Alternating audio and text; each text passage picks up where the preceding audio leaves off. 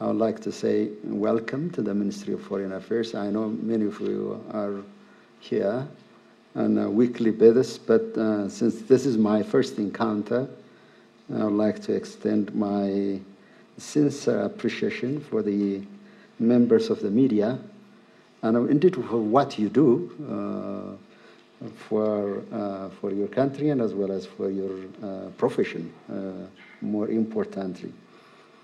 And as I have clearly spelled out, today's discussion will primarily focus on regional issues. And as I said earlier, Ethiopia's foreign policy has always been centered on advancing its relation with its neighbors. We believe that the well-being and the prosperity and the progress of our countries largely depends upon our relation that we have with our neighboring countries. As Ethiopia so evidently is one of the largest country in the region, we don't take that we don't take that lightly. That means that we have an enormous responsibility. I'm not in any way insinuating that being big has an extraordinary responsibility, but that's how it is. So ensuring the destiny and the peace and tranquility of the region is by and large, indeed, with other countries, the responsibility of Ethiopia as well. We take this responsibility seriously. We shall continue building and mending and enhancing relations with our neighboring countries. That indeed is the cornerstone of Ethiopia's foreign policy. I would say that our reputation is by and large built on the tenets of love and respect your neighbor as yourself. The more you love your neighbor, the more respect you'd get. So this is indeed the edifice and the credo of the Ethiopian foreign policy. This outlook is not just founded on the notion that we care and influence each other's conditions, but also manifests the unbreakable bonds of fraternity among our peoples. We are determined to nurture and enhance this historical and traditional ties and continue to work on building or rebuilding the infrastructural links, trade and cultural exchanges. This, as I said earlier, is the bedrock of Ethiopian foreign policy. We thus cannot stand on the side when the peace and harmony of our neighborhood becomes a playground for terrorists and anti-peace elements. Ethiopia's relation with the rest of Africa and the world are equally founded on mutual respect and enhancing bilateral relations. We have reliable and solid friendship with countries across our continent in Africa, and for that purpose, we will continue expanding our representation. Ethiopia is immensely grateful for the solidarity, friendship, mutual respect we built with countries across Africa. We also continue to rely on our traditional partners from Europe, the Americas, and Asia, in addition to the priority we accord to our continent and our continental organization, the African Union.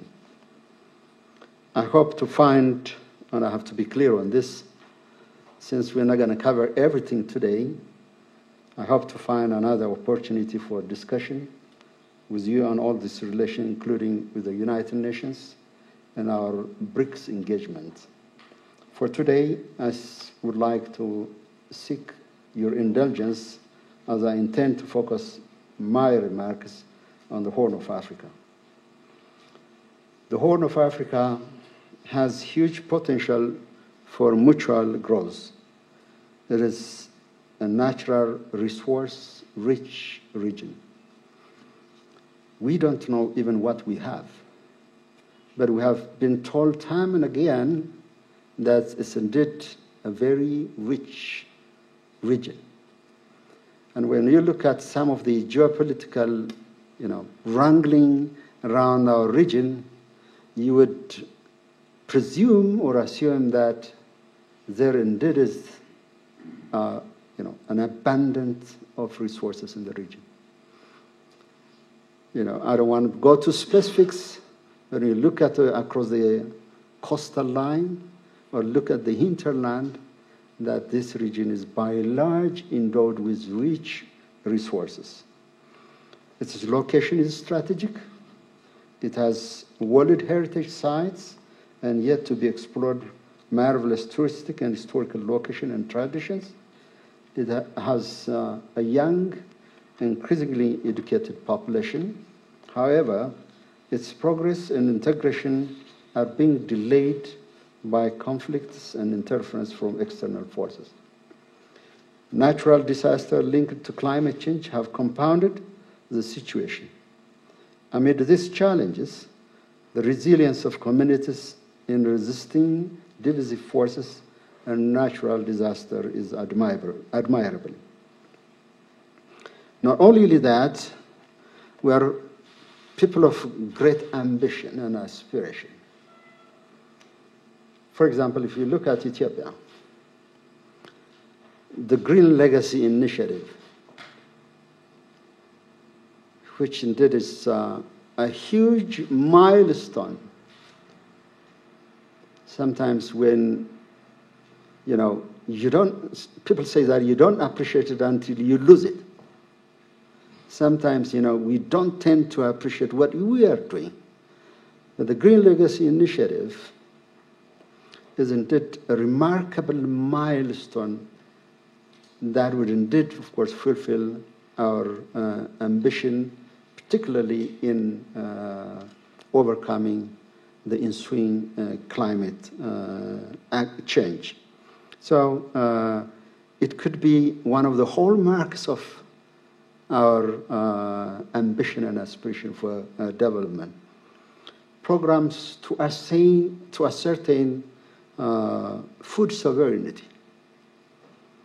I'm old enough to witness, many of the difficult moments that we have passed through over the years. 1974, 73, during the emperor periods, as a young student at the university.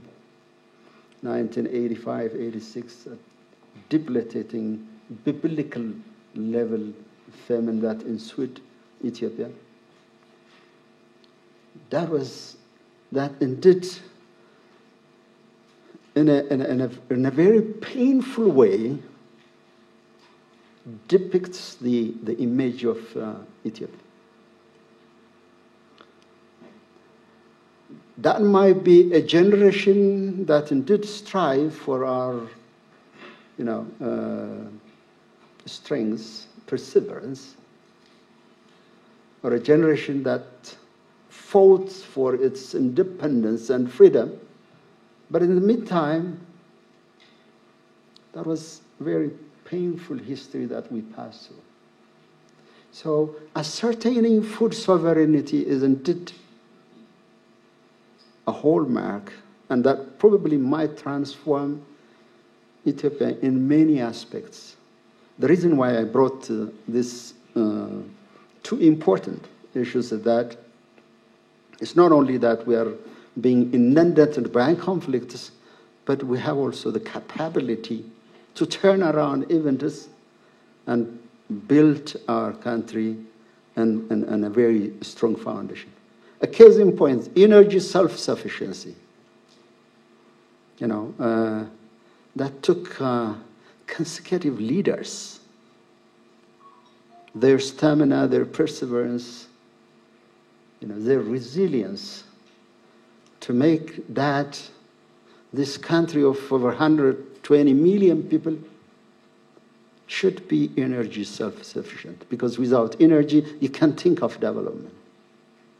So even though we have problems of our own, but we have made it abundantly clear to the rest of the world that we have the capability, the stamina, and the forethought and insight that we can also rebuild our country. So these are indeed some of the hallmarks that exemplifies our desire and zeal to develop and grow and prosper. So Ethiopia highly values the shared history and tradition with our neighboring countries, communities. The pain of our neighboring countries is indeed the pain of ours. The progress of our Ethiopia is indeed the progress of the rest of our neighbors. So people in this region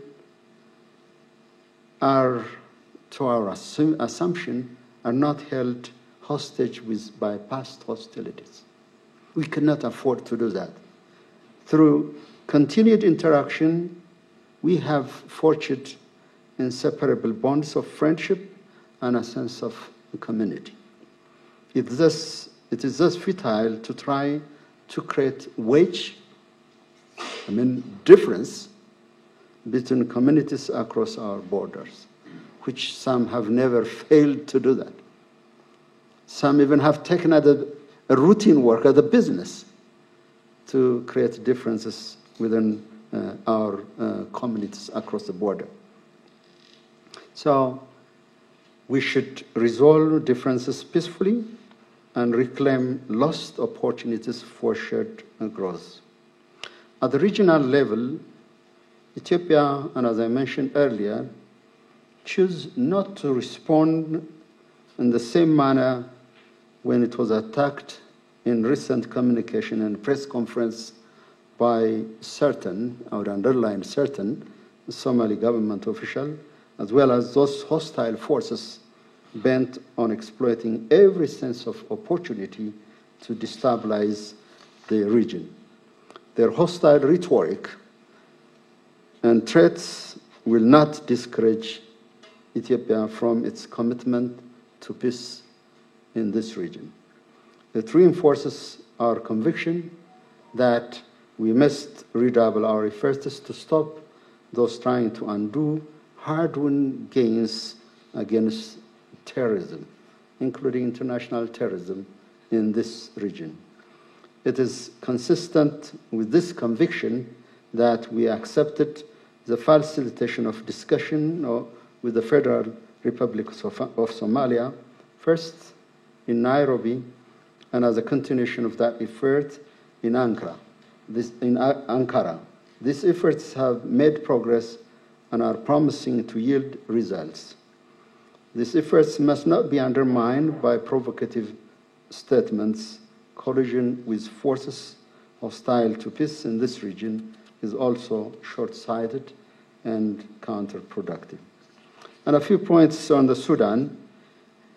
Ethiopia has also reached out to the Sudanese brothers to listen to their views and see if there is anything we can do to assist them regain peace and order.